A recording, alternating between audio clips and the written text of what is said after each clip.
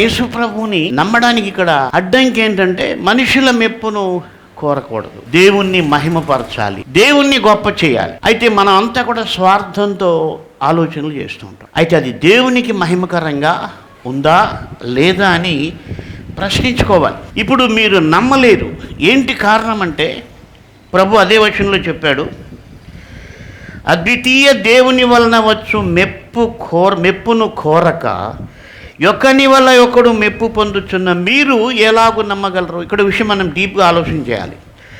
మనుషుల చేత పొగిడించుకునే వాళ్ళు కానీ, స్వార్థం కోసం మనుషుల్ని పొగిడేవాళ్ళు కానీ యేసు ప్రభు నమ్మలేరు.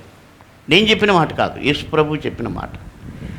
కాబట్టి యేసు ప్రభుని నమ్మడానికి ఇక్కడ అడ్డంకి ఏంటంటే మనుషుల మెప్పును కోరకూడదు, దేవుణ్ణి మహిమపరచాలి, దేవుణ్ణి గొప్ప చేయాలి.